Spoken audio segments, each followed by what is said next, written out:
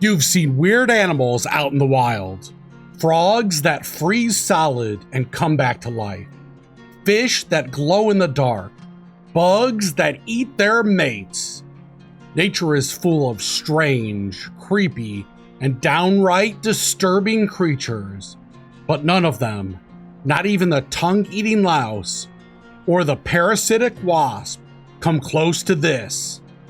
This is SCP-150, a parasite that doesn't just live inside you, it replaces you. Slowly, silently, until there's nothing left of the real you. A parasite that doesn't just infect you, it becomes you. Let's talk about SCP-150, the Body Stealing Parasite. 150 is classified as Euclid, a classification reserved for anomalies poorly understood or unpredictable. Not because it's aggressive, but because it's quietly unstoppable. It resembles a mutated version of the tongue-eating louse, a real-world parasitic isopod that replaces the tongues of fish. But SCP-150 doesn't stop at fish. It evolved to target humans. Its exact origin is unknown. Some believe it is a deep-sea mutation. Others think it is a bioengineered weapon. But one thing is clear. It's not just a parasite. It's a replacement protocol. The Foundation first discovered SCP-150 after a series of bizarre autopsies in coastal towns. Victims appeared normal until internal scans revealed that their organs were no longer human. They were replicas. Living, moving, parasitic replicas. 150 begins its life cycle as a small, aquatic parasite. Upon contact with human skin, usually through contaminated water, it burrows deep into flesh and begins its horrific transformation. What makes it even more terrifying is the speed of the transformation, which happens slow to remain undetected, with the only indication being an itch. Over the course of days, SCP-150 begins replacing the host's internal organs, bones, and tissues with biological replicas of itself. The host remains alive and conscious during this process, fully aware that something is wrong, but unable to stop it. Eventually, the host becomes a walking colony of SCP-150 organisms, indistinguishable from a normal human on the outside, but completely hollowed out on the inside. The worst part? The host retains their memories, their voice, their habits, but they are no longer human. Some Foundation researchers believe the parasite may even preserve fragments of the host's consciousness, trapped inside, watching helplessly as their body is used like a puppet. If you think you could survive one of the most skin-crawling, body hijacking, and identity erasing anomalies in the SCP Foundation's archives, let us know in the comments below. To protect yourself from this parasite, make sure to hit that like button. SCP-150 has been responsible for several containment breaches and civilian outbreaks. Here are a few of the most disturbing cases. The pool incident. Site redacted. Aquatic testing wing. The subject, D7213, a 34-year-old male with no prior medical conditions. He was selected for a routine aquatic exposure test involving SCP-150 under the assumption that the parasite's behavior could be observed in a controlled environment. The test took place in a sealed, temperature-controlled pool within Site Redacted's aquatic testing wing. SCP-150's specimens were introduced into the water at low concentration. D7213 was instructed to swim for 15 minutes, then returned to decontamination. The subject reported no discomfort during the test. Vitals remained stable. No visible signs of infection were present during the first 12 hours. At 18 hours post-exposure, D7213 began to experience mild itching on his lower back and thighs. He was prescribed antihistamines and returned to his cell. By hour 26, the itching had intensified. The subject reported a sensation of something crawling under his skin. No external parasites were found. Skin appeared slightly inflamed, otherwise normal. At 36 hours, the subject began to experience numbness in his extremities. He described it like the sensation you get when your hands fall asleep, but more intense. MRI scans showed abnormal nerve activity, but no clear cause. At the 48-hour mark, the subject collapsed during routine observation. He was rushed to the medical bay. X-rays revealed a horrifying discovery. His bones were gone. His skeletal system replaced by clusters of SCP-150 organisms, perfectly mimicking the shape and the density of bone, but composed entirely of parasitic tissue.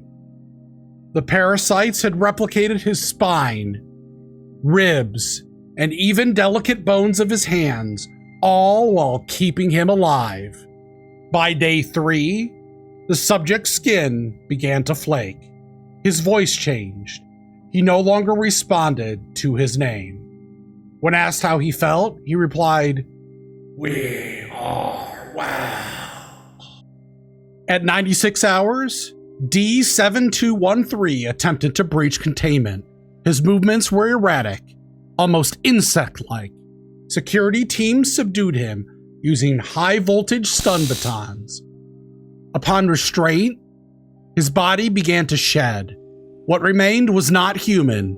It was a husk, filled with SCP-150 organisms, still twitching, still mimicking. The pool was drained, the chamber sealed. All aquatic testing involving SCP-150 was suspended indefinitely. And D7213, the record officially states he died of cardiac arrest, but those who saw what came out of that pool know better. The Fishing Village Outbreak. Northern coastline. Location redacted. It started with a smell. Not the usual scent of salt and seaweed, but something else. Something metallic, like rusted iron and wet stone. The village of Redacted was a quiet coastal community, population just under 300. Generations of fishermen had lived and died there, their lives tied to the tides. But in the spring of Redacted, something came in with the current that didn't belong. It began with the catch. Fish pulled from the sea with strange legions. Crabs that twitched long after death. And then the people, complaining of itching, of numbness, of dreams they couldn't explain. The local doctor, a retired military medic, noted that the symptoms didn't match any known illness. Skin irritation, muscle spasms, a strange crawling sensation beneath the flesh. Within a week, nearly half the village was affected. Children stopped speaking. Adults wandered the docks at night, barefoot, staring into the water. Then came the disappearances. Foundation agents were dispatched after a distress call from a regional health inspector. What they found was a ghost town.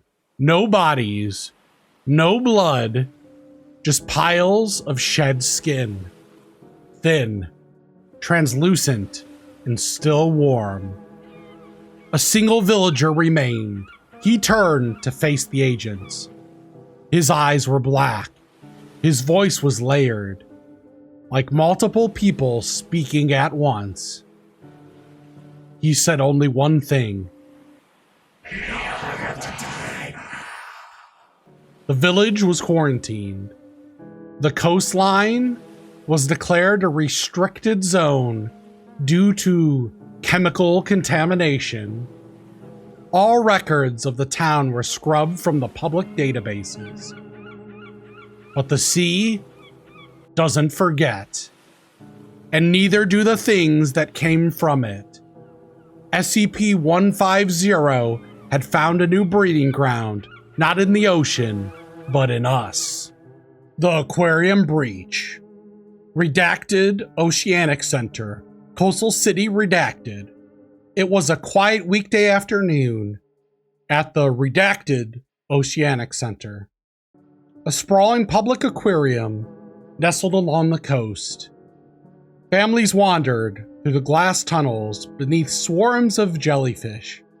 Children pressed their hands to the tanks, laughing at the stingrays.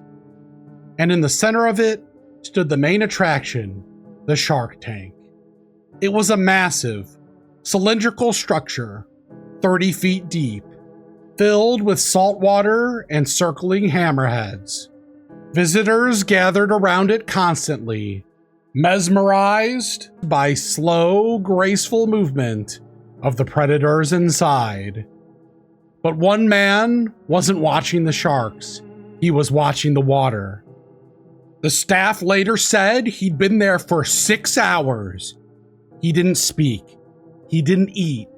He just stood there, eyes locked on the surface of the water, like he was waiting for something to rise. Some visitors report feeling uneasy around him. One woman said he smelled like seawater and rust. Another claimed he whispered something under his breath, something about returning home. Then, without warning, he climbed over the railing. He didn't struggle. He didn't flail. He simply walked into the water and disappeared beneath the surface. The sharks scattered. The water stilled. Security rushed to the scene. Divers were deployed, but there was no body. What they found instead was a trail of molted human skin drifting through the filtration system like a jellyfish. No bones, no blood, just a hollow shell, as if something had crawled out of him. The tank was drained. The aquarium was shut down. Visitors and staff were giving amnestics to forget it ever happened. The incident was officially labeled a mental health emergency, but the Foundation investigators knew better. SCP-150 had made its way into the public water system, and it had found a host. The man who entered the tank was never seen again. The only known survivor, the fisherman's surgery incident. It was just another morning on the water. The sun was rising over the northern coast, casting gold across the waves. Fisherman Elis Navarro had been working these waters for over 30 years. He knew every current, every tide, every shadow beneath the surface. That morning, something was different. The nets came up heavy, not with fish, but with something else. Crabs with translucent shells, eels that twitched long after death, and a strange oily film on the water that shimmered like gasoline, but clearly wasn't. Elis didn't think much of it. He rinsed his hands in the sea, wiped the sweat from his brow, and kept working. But 2 hours later, the itching started. It wasn't normal itching. It was deep, like something was moving beneath his skin. He described it as worms crawling through my bones. The local doctor ordered an X-ray. What they saw made him drop the film. SCP-150 had begun to nest, had begun to replace. The Foundation was contacted immediately. Within minutes, a mobile containment team was deployed. The village was locked down. Elias was sedated and flown to Site Redacted for emergency surgery. The surgery lasted 20 hours. The most experienced trauma surgeons in the Foundation's history worked in shifts, carefully extracting SCP-150's organisms from Eli's body, one by one. They had to remove his left leg, his right arm, and a portion of his lung. The parasites had already begun replicating his skeletal structure, fusing with his nerves and muscle tissue. Every second counted. Every incision risked triggering a full body collapse. Elis survived. He was the first known civilian to be infected by SCP-150 and lived to tell the story. He now lives under Foundation protection, fitted with prosthetics, breathing through a reinforced lung implant. He doesn't speak much anymore, but sometimes when the wind shifts, he says he can still feel them, crawling just beneath the surface. And he never dares go near the ocean again. SCP-150 is currently contained in a Level 3 biohazard cell, submerged in a sealed tank of sterilized salt water. All personnel entering the chamber must first wear full hazmat suits and undergo decontamination protocols. Infected individuals are isolated immediately. There is no known cure. Once the transformation begins, it is irreversible. Containment relies on early detection, strict water filtration, and zero physical contact. The Foundation has begun deploying memtic screening tools to detect subtle behavioral changes in suspected hosts, including speech patterns, blinking frequency, and thermal imaging. If you've been exposed to SCP-150, you have hours to act, not days. And remember, once SCP-150 takes hold, it doesn't just kill you, it wears you like a suit. Some monsters hide in the dark, others hide in plain sight. SCP-150 doesn't need to chase you, it just needs you to take a swim. Check your skin, check your water, and whatever you do, don't ignore the itch.